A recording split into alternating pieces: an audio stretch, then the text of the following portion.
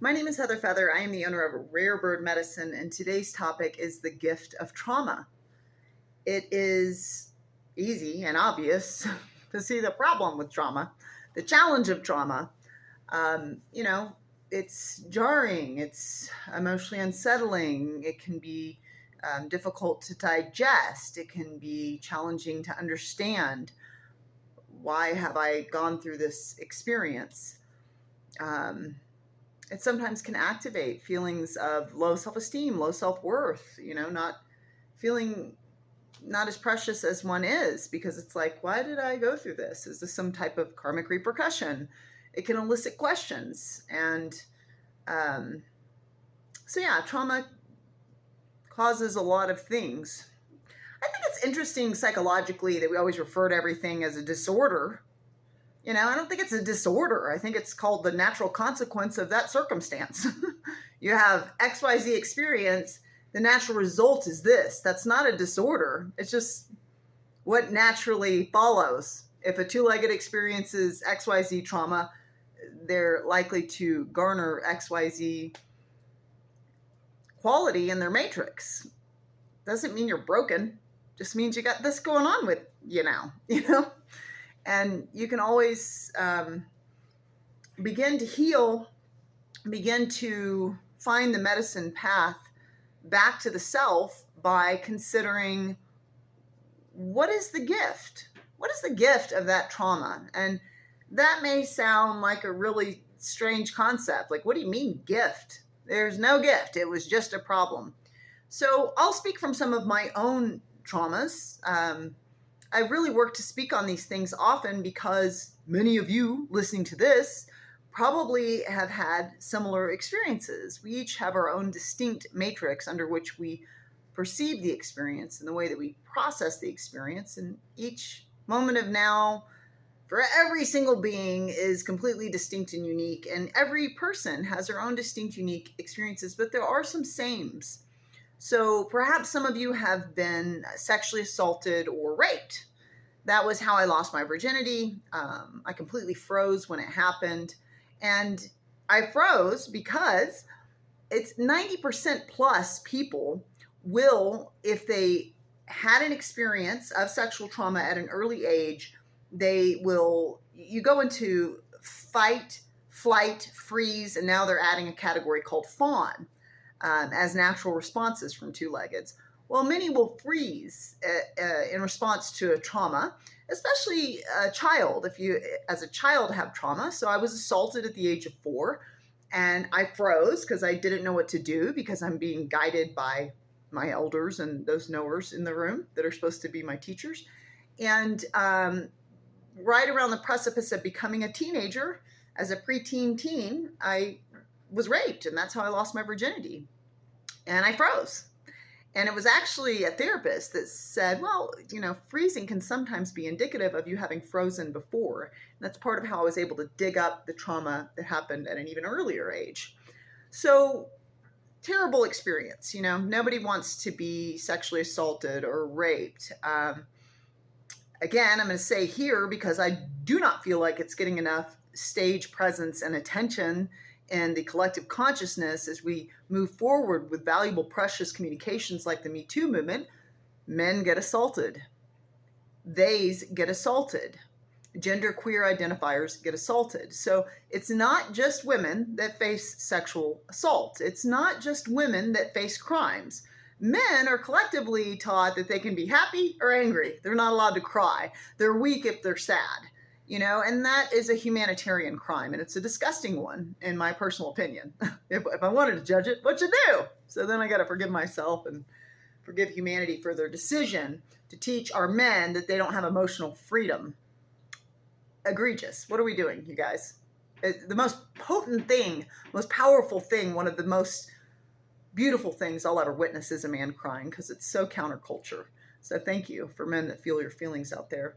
But, people don't typically want to be sexually assaulted. Usually, ideally, I think sexuality is very diverse and creative and should be, and to each their own. May we all pursue that which is our truth, our interest.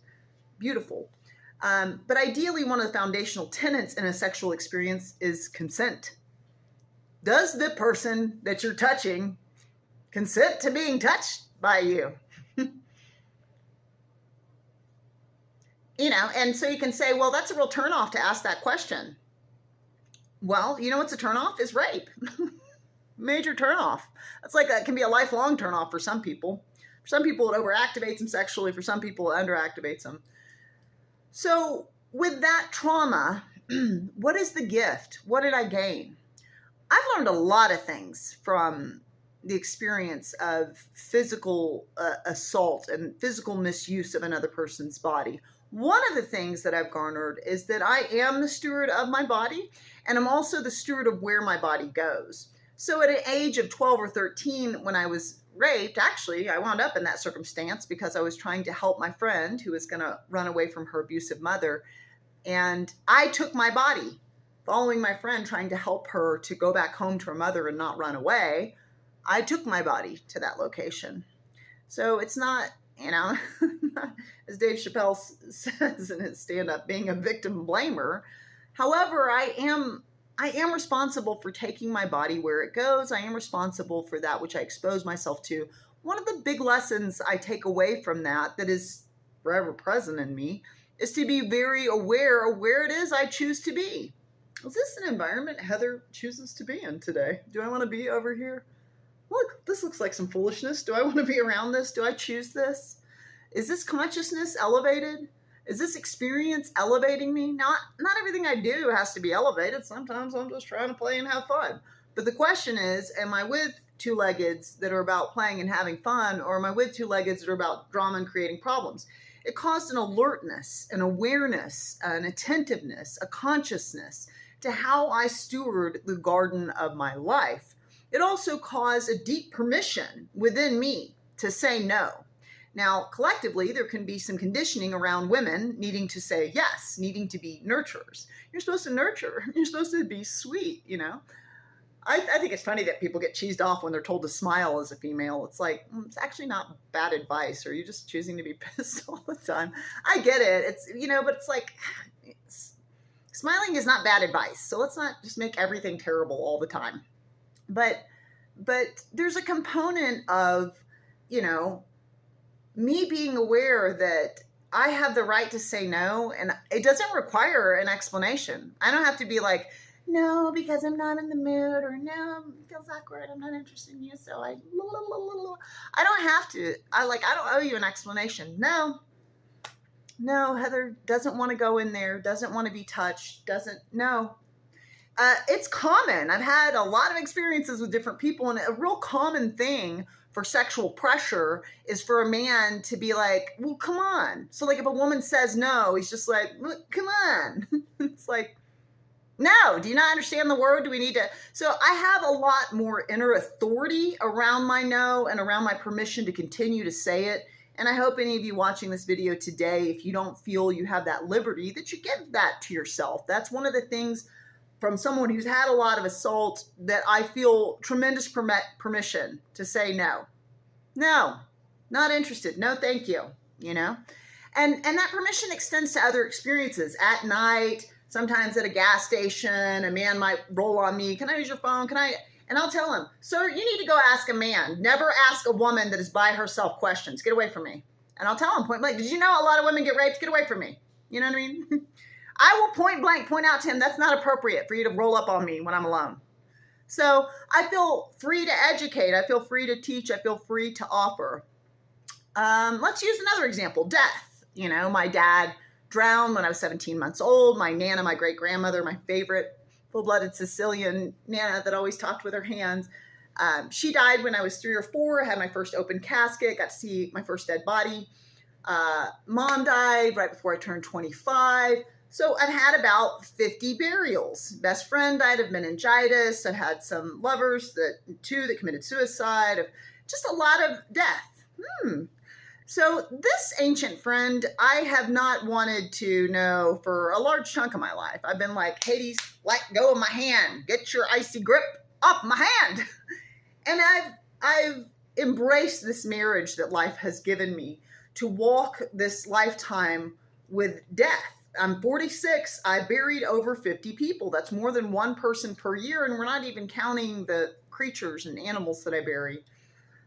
I'm so grateful. I'm so humbled to all the dead bodies I've seen. What a grace that I've gotten to see what a shell we are when our animating force is not in the flesh costume. You know, it's easy to be atheistic. Go look at some dead bodies of people you know. You might notice that, that looks like a shell. There's certain experiences that start to connect you more to the spiritual realm. So all of this death, the gift that I've gotten from it is it has caused me to be mired in spiritual experience. And this is one of the motivating impetuses and inspirations for me to create a Hogwarts of sorts, a magical college in which we can all step more towards this innate natural component called magic in our realm and have a more mystical, magical, miraculous filled life, because we actively are opting in to engage this paradigm instead of all this strife. And it's been huge in my spiritual evolution, spiritual growth, spiritual studies. After Mom died, you know, I really started studying near-death experiences because I figured, you know, two-leggeds have all their concepts on what happens, but scientifically, the people that know best are those that have died and come back. What a blessing. And boy, do they say some neat things where they repeat verbatim conversations that occurred in the room when they were flatlined, scientifically dead on our tables. Interesting. Seems like consciousness goes beyond that spark of brain activity. So, you know, riddle me this. So the thing is that all of that death, like, I am so attuned to spirit. I'm so attuned to my ally spirits. I'm so connected to spiritual studies. And even if I'm not dealing with a death, if I'm dealing with a stress, if I'm dealing with a grief, if I'm dealing with some other type of upset in this life, which as a deeply sensitive, very watery woman happens a lot, I'm able to turn to many spiritual teachings that I've studied because I've been searching for my dead throughout my life. And I've done it through a wide variety of studies. So that's a grace. That's a gift. I've garnered so much from that. All of the car accidents I've been in, which has been a bunch. Heather, stop driving, buddy. Time to let a kite carry around this realm, this goofy realm. But all the car accidents I've been in, wrecked into a brick wall, wrecked into a median, hydroplaned a bunch of times, just almost drove into a semi that was driving down an on-ramp towards me. Just lots of almost accidents and lots of actual accidents. Fun. You know what I've learned is to be hyper aware, hyper attentive, to be very focused and conscious and have my awareness beyond. Sometimes I'm like way in the spiritual realm from all the death, and it can remind me to be more in the physical realm and to be attentive to the physical realm and to be aware of how unconscious many drivers are, and to be ready and to know my car better and to know my body in response to my car better. So the thing about trauma is that we think it's just a problem. The truth is, any strength you have, most of that you'll find came from trauma, challenge, trials, tribulations. If you want to learn to be compassionate, then you might experience a lot of suffering, because you know what it causes compassion for other people's suffering is if you've suffered yourself, if you've had your hand in that pot. If you want to learn the quality called forgiveness, you might have a bunch of people betray you. And that betrayal, you know, in the moment might feel like, God, why did you lie to me? Or why would you treat me this way? Or am I so worthless? What am I, a piece of trash over here? Why are you treating me this way? But you know what happens is you might eventually learn to forgive them. There's nothing to forgive if you haven't judged. You have to judge in order to forgive. And you know what people typically judge? Betrayal, lies, untoward behavior. So I'm asking myself this day, and I'm asking you in this place as well, are there any reframes you'd like to do on your traumas, on your challenges? Have you ever considered the gifts? What did you get out of it? What did you gain? Because when we chew on those fruits from our experiences, we get the lesson. And my mom always says, if you learn the lesson, the experience will change. May you find the fruits of all that you've experienced so that you continue to grow into the new, more and more new for you. You can go to rarebirdmedicine.com. You can always subscribe to Rare Bird Medicine on YouTube, like and comment there. Blessed be.